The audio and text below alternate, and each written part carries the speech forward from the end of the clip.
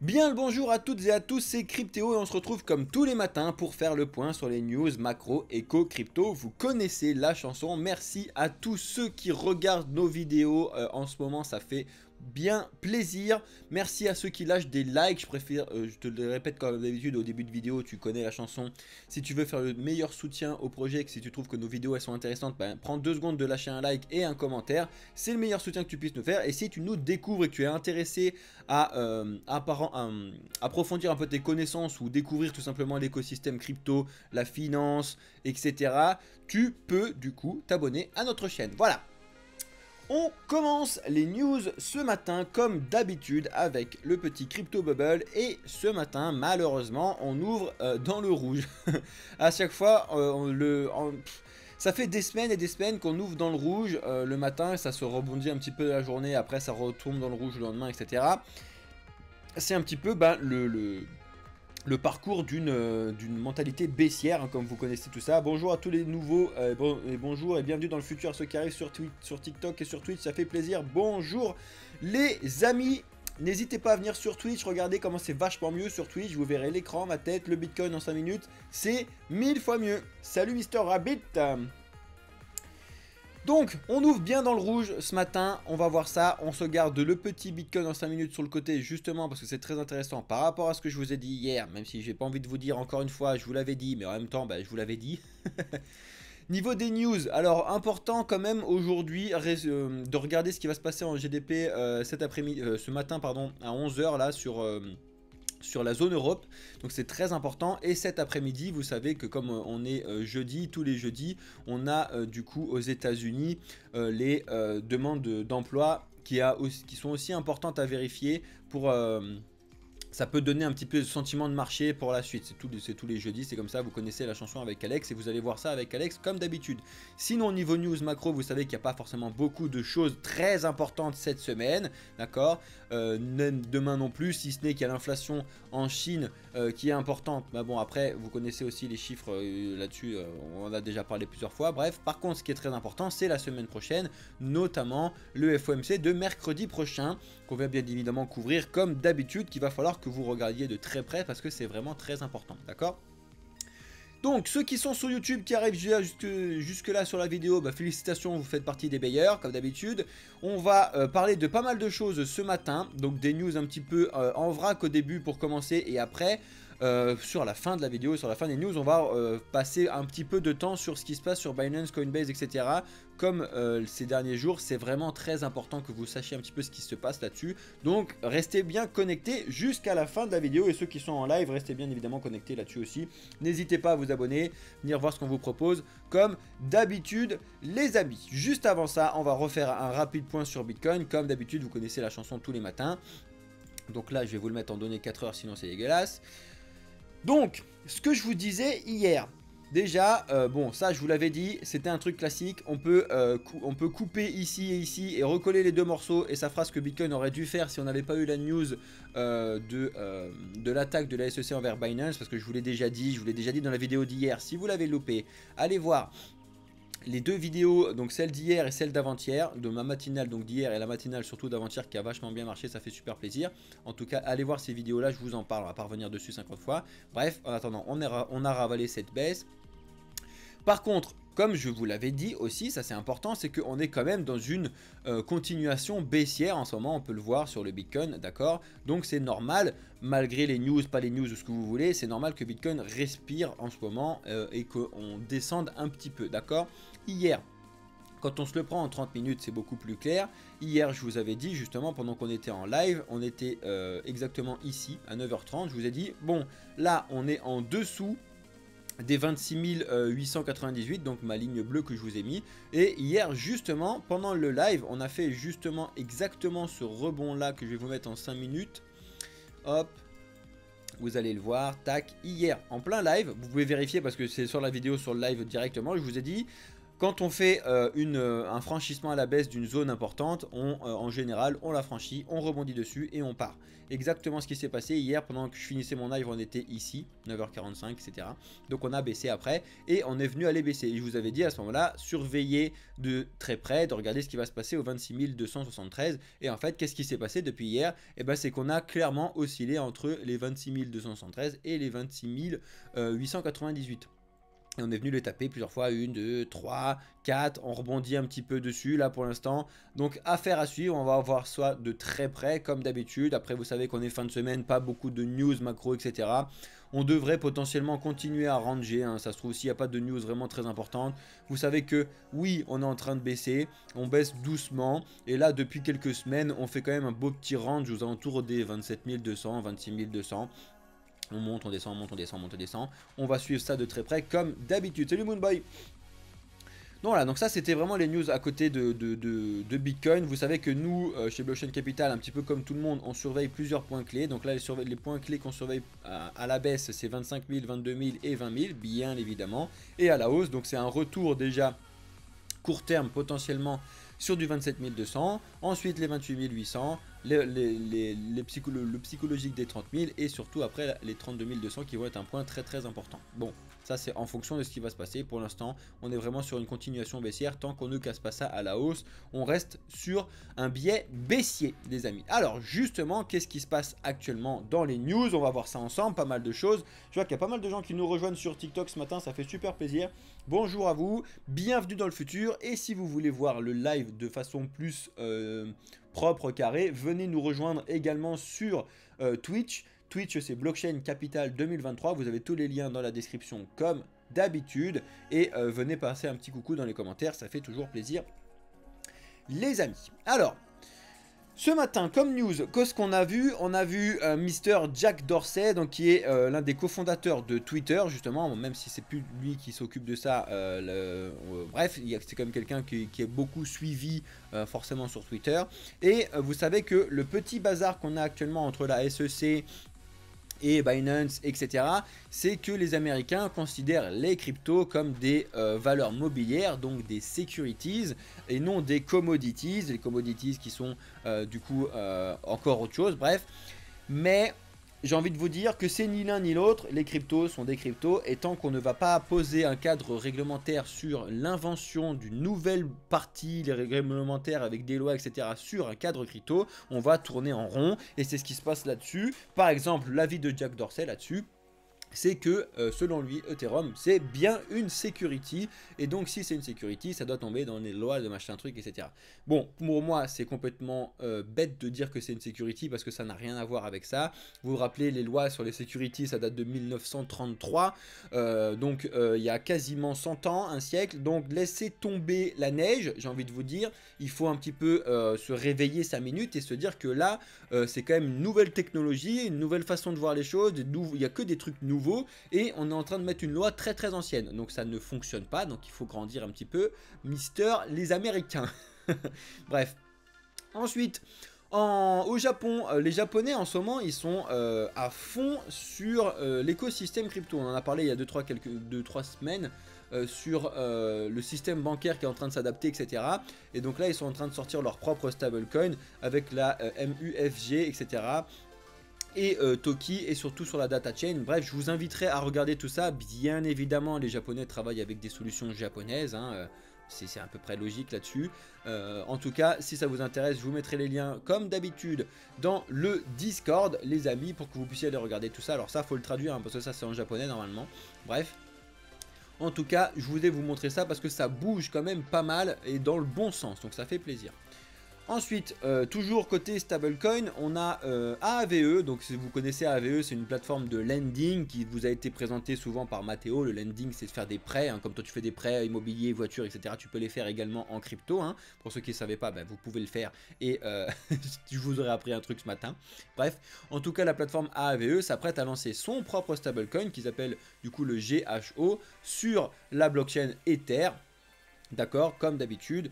Et donc c'est un nouveau stablecoin qui va permettre certaines choses sur la V3 d'AAVE. Vous connaissez les différentes versions de la finance décentralisée qui permettent de faire de nouvelles choses, etc. Matteo vous l'a présenté déjà plusieurs fois chez Blockchain Capital. En tout cas, si ça vous intéresse, vous avez toutes les informations dans le Discord avec Matteo. Bref, donc c'était juste pour vous montrer ça.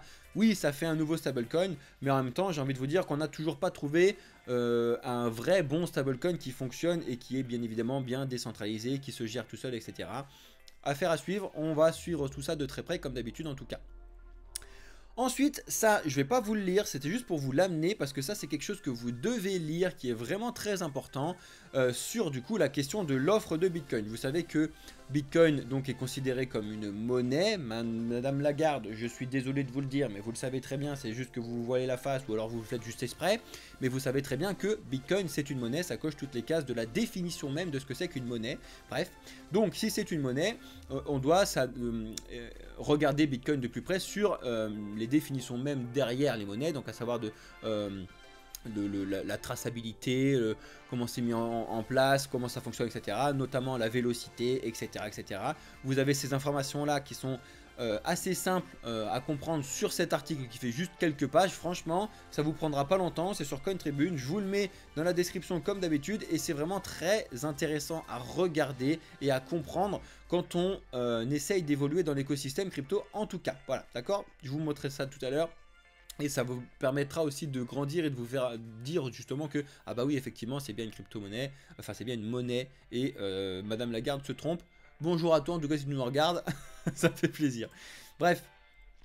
En ce moment, je ne sais pas si vous y êtes, nous on n'y est pas parce que pour l'instant on a beaucoup de travail sur Blockchain Capital avec toute l'équipe derrière. D'ici l'année prochaine, on devrait pouvoir se staffer et aller à tous ces événements là en général. Mais en ce moment, c'est le NFC, donc le Non-Fungible Conference à Lisbonne au Portugal.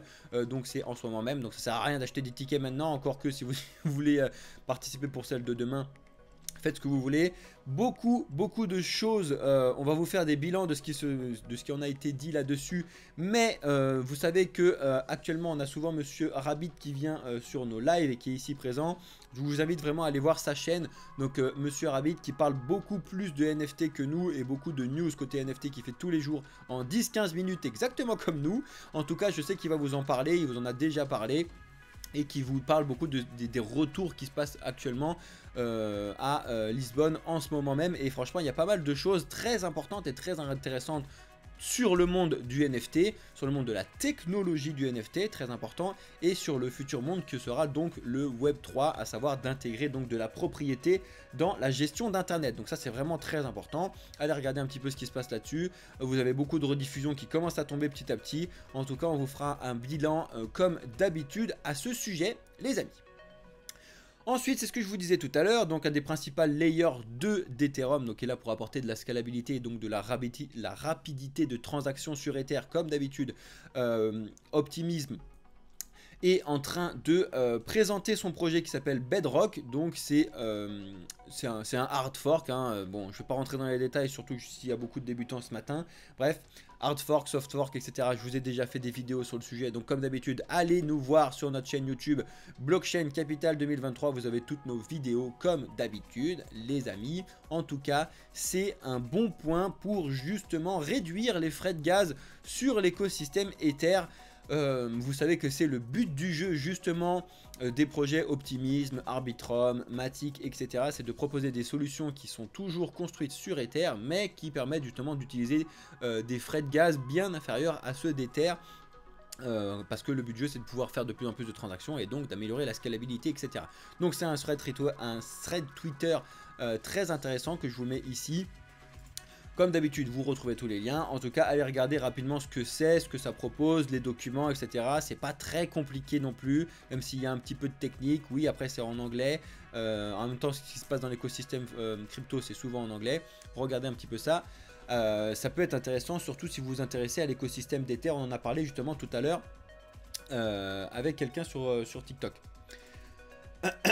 Ensuite, je voulais vous parler juste 2 secondes. Vous savez qu'il y a des possibilités de rester complètement anonyme dans l'écosystème crypto avec des solutions comme Tornado Cash par exemple. Qu'est-ce que c'est? En fait, c'est que tu vas envoyer, si jamais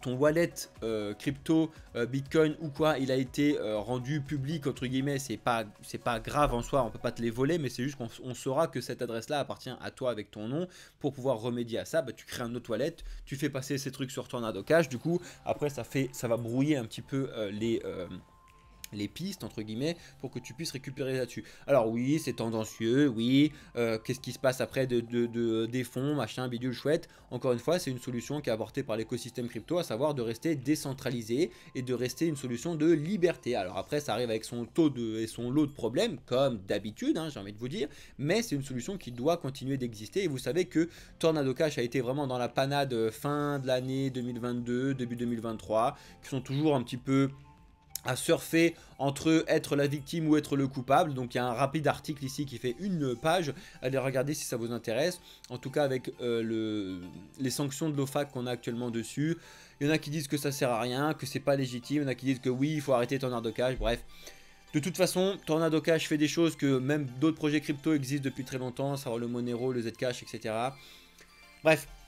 Il existe beaucoup de solutions de toute façon, et comme j'ai envie de vous dire, on n'arrête pas la technologie d'avancer, il suffit juste de mettre en place de la réglementation et mettre en place quelque chose de carré, ça on est d'accord, mais en même temps c'est là, ça existe, et autant l'utiliser et faire en sorte que ce soit propre plutôt que de taper dessus comme d'habitude.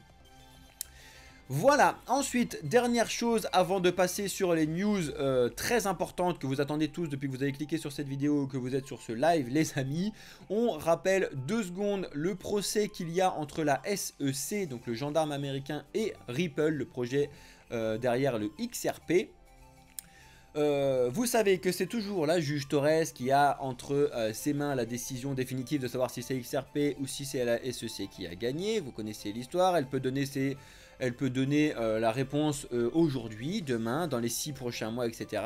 Par contre, je vous l'ai déjà dit il y a 2 jours, on parle beaucoup de potentiellement avoir la réponse de qui gagne ce mois de juin 2023, notamment aussi avec cette date du 13 juin, parce que en fait le 13 juin, du coup la SEC doit révéler les copies de tous les courriers qu'il y avait entre non pas William Inman, parce que ça c'est ceux qui ont été bloqués. Bref, il y avait des courriers qui doivent révéler encore, il y a certaines informations, et ils ont jusqu'au 13 juin au SEC pour les envoyer à l'ancien directeur, bref. Donc vous avez ces informations là-dessus, si ça vous intéresse, un excellent article de journal du Coin qui vous fait un rapide résumé dessus, hein, c'est, allez, 2 pages maximum. Très important, je voulais juste vous rappeler que c'est la juge Torres qui a tout ce truc là comme d'habitude, et vous le savez, à mon avis et comme tout le monde le sait, ça a déjà été pricé, que normalement c'est le XRP et donc la société Ripple qui est censée gagner ce procès, parce qu'en fait tout simplement comme d'habitude la plainte de la SEC n'était pas légitime avec ce qui se passe là-dessus, c'est quelque chose de décentralisé, etc., etc. Et ça fait du bien, potentiellement, on va voir, quand la justice fait bien son travail, entre guillemets, ça fera du bien, on va voir ça de très près, et c'est aussi pour ça que la SEC n'attaque pas le XRP et Ripple en ce moment, pour pas faire de conflit d'intérêts avec le procès qui est déjà en cours, je vous l'ai dit hier, par rapport à toutes les attaques. Donc, qu'est-ce qui se passe actuellement et qu'est-ce qu'on a comme news aujourd'hui? Comme tous les jours, il faut qu'on fasse un gros bilan sur ce qui se passe avec les attaques donc de la SEC sur Coinbase et sur Binance. On commence avec Coinbase, donc avec son président, donc Brian Armstrong, qui a fait un superbe petit thread qui répond directement... Je ne l'avais pas mis avec ce compte là, bref. Qui répond directement aux attaques de la SEC et qui explique ce qu'il faut se rappeler de l'attaque en 4 points. Le point que je trouve le plus important personnellement, comme d'habitude, donc c'est le 3e point ici, c'est que vous savez que la SEC et son petit frère, la CFTC, donc qui sont des gendarmes américains qui sont là pour faire respecter la loi dans l'écosystème financier, pour vous le faire très très simple, ils savent même pas de quoi ils parlent et il y a des conflits d'intérêts au sujet de savoir si les cryptos et tel projet de crypto, de trading, etc. sont des securities ou des commodities. Donc à savoir des valeurs mobilières ou des commodités, bref. C'est toujours la même guéguerre de savoir comment ça fonctionne, etc. La SEC attaque parce que c'est des securities, et si c'est des securities, ça tombe dans la loi de 1933, blablabli, vous connaissez l'histoire. Sauf que le problème qu'on a, et je vous l'ai déjà dit, mais c'est très bien de vous faire une petite piqûre de rappel ce matin. On a Gary Gensler, donc qui est le président de la SEC, donc c'est lui qui fait les attaques directement. Et comme d'habitude, en fait, il attaque Binance depuis et tous les exchanges crypto en général depuis le début de l'année là, à cause de ce truc-là, donc des securities, comme quoi ça respecte pas Ali Lali Lali. Déjà. Il y a quelque chose que vous devez savoir sur cette personne, Gary Gensler, c'est que en 2018, c'était il n'y a pas si longtemps, il faisait la promotion de la blockchain et de la technologie de la blockchain. Donc il a quand même vachement bien retourné sa veste, hein. C'est quand même assez grave, je trouve, que quelqu'un qui était dans le monde d'écosystème crypto à dire que c'était intéressant, génial et tout, et que maintenant il dit faut arrêter tout. Bref, ça c'était une chose. Et l'autre chose, c'est que justement, en fait, il attaque à chaque fois tous les exchanges, tout l'écosystème crypto sur cette histoire de les cryptos rentrent dans des securities. Sauf que lui-même s'est fait taper sur les doigts par le système américain de base, justement parce que le système américain lui a dit bon, Gary, t'es bien gentil d'attaquer l'écosystème crypto, mais de toute façon, on n'a même pas mis de législation claire, nette et de réglementation claire et nette. Donc en fait, tu ne peux pas reprocher à quelqu'un de faire quelque chose de mal alors que ça n'est même pas réglementairement clair derrière. Donc c'est complètement... c'est pour ça que c'est pas légitime et c'est pour ça que pour moi et pour beaucoup dans l'écosystème crypto, et c'est ce que dit Brian Armstrong là-dessus, ou c'est ce que nous répète Coinbase directement sur ce tweet là, c'est que c'est complètement bête de faire des attaques alors que de toute façon il n'y a pas de réglementation qui a été fixée là-dessus. Ça y est, tu pourrais nous laisser tranquille, ce serait bien, merci. Donc, qu'est-ce que fait Coinbase en plus donc d'avoir son PDG qui nous fait ce petit tweet là? Ils ont lancé un hashtag Stand with Crypto, donc en gros de rester en protection de l'écosystème crypto. Donc utilisez cet hashtag sur Bitcoin, la vache, sur Twitter si vous voulez entre guillemets soutenir l'écosystème crypto au complet, hein, avec les valeurs globales derrière, donc de décentralisation, de liberté, etc. Et ils ont même mis un NFT justement pour pouvoir soutenir ce mouvement-là. Si jamais ça vous intéresse, en tout cas, vous avez tous les liens que je vous mettrai dans Discord tout à l'heure, comme d'habitude. En tout cas, c'est des choses qui sont très intéressantes. Je vois qu'il y a quand même pas mal de gens qui commencent à bouger en termes de commentaires sur TikTok et sur Twitch. Posez bien vos questions les amis, je vais répondre à tout ça dès que j'ai fini les news, pour pas que les news soient beaucoup trop longues sur ceux qui sont sur YouTube. Bref, et je répondrai à toutes vos questions juste après. Voilà, donc ça c'est des choses qui sont importantes et vous devez savoir vraiment sur ce qui se passe actuellement, c'est très important. Ensuite, donc vous savez, donc là on a parlé du coup de Coinbase, mais vous savez que c'est Binance également qui se fait attaquer directement, et Binance et CZ, donc son PDG. Mais le gros problème surtout là actuellement c'est Binance US. Vous devez bien évidemment, je vous fais un rappel, différencier Binance US de Binance.com. Donc nous en France, etc., on utilise Binance.com qui est complètement différent de Binance US parce que vous savez depuis des années, les Américains n'ont pas le droit d'aller sur Binance.com. Ils ont une plateforme qui est justement développée pour eux qui s'appelle Binance US, qui avec des choses et des cryptos qui sont à l'intérieur qui sont différentes de ce que nous on a, d'accord. Et le problème du coup en fait c'est que la SEC attaque directement Binance parce que en fait il y a une trop forte corrélation entre Binance US et Binance, alors qu'il ne devrait pas y en avoir justement à propos des législations et toujours du même problème des securities, etc. Bref, ensuite ils ont bien évidemment attaqué tout un lot de cryptos. Donc je vous l'ai déjà dit dans les news il y a 2-3 jours, 13 cryptos qui étaient attaqués directement sur Binance et je ne sais plus combien attaqués directement sur Coinbase. Bref, BNB, BUSD, Solana, ADA, Matic, Phil, Atom, Sand, Mana, Elgo, bref, Kotick, etc. qui sont considérés, en plus c'est considéré comme des securities par la SEC, mais c'est que eux qui disent c'est des securities, tout le monde dit que c'est pas des securities, donc des valeurs mobilières, c'est bien évidemment un tout nouveau processus. Il faut mettre des nouvelles lois en place, des nouvelles réglementations, et tant que ce ne sera pas trouvé, on n'avancera pas en fait, j'ai envie de vous dire. Là, il n'y a pas de débat à savoir si c'est des securities, des commodities, n'importe quoi. Non, ça n'en est pas, c'est quelque chose de nouveau, donc il faut créer quelque chose de nouveau. Et on débattra sur la création du truc nouveau, de la réglementation. Ça, on est d'accord. Mais en tout cas, il faut discuter de ça, il faut que vous preniez un petit peu conscience et que vous fassiez des débats aussi chez vous, de savoir comment ça fonctionne. En tout cas, bien évidemment, ça me fait assez rire, mais c'est parce que ça vous parle un petit peu, vous qui aimez un petit peu les chiffres, même si n'oubliez pas, les chiffres, il faut souvent les prendre avec des grosses pincettes, hein, c'est mon métier de base, donc vous le connaissez. Bref, déjà 1,7 milliard de pertes personnelles pour les patrons de Binance et de Coinbase, donc pour CZ et pour Brian Armstrong. Bref, en fonction surtout en fait de leur potentiel portefeuille qu'ils ont en BNB et puis en toutes ces cryptos là, parce qu'il y a eu quand même pas mal de baisses. Bon, c'est un petit peu des chiffres, un petit peu juste pour vous faire lire les articles, hein. C'est surtout ça qui est important, que vous puissiez vous renseigner sur pourquoi et comment ça fonctionne, plus que donner un vrai chiffre, hein, parce que c'est complètement, j'ai pas envie de vous dire faux, mais presque. D'accord, c'est pas le chiffre qui est important, c'est le fait de savoir ce qui se passe derrière et comment l'écosystème crypto fonctionne en général. D'accord. Du coup, sur Binance, bah, bien évidemment, je vous l'ai déjà montré hier, mais je vous fais la mise à jour avec Nansen. Si vous n'êtes pas, d'ailleurs, nous, on n'était pas sur ce truc-là. Bref, si vous ne connaissez pas Nansen, ça fait partie des projets qui surveillent ce qui se passe dans l'écosystème crypto. Il y en a plusieurs comme ça qu'il faut suivre. Et là, ça vous montre du coup qu'on a eu plus d'1,354 milliard de cryptos qui sont été retirés de Binance, d'accord. Donc ça, vous devez le savoir, je fais que de vous le dire, mais je vous le répète encore une fois ce matin parce que c'est quand vous le répétant que ça va rentrer comme d'habitude. Vous devez avoir vos cryptos sur les exchanges centralisés que si vous utilisez l'exchange centralisé pour les services qu'ils proposent.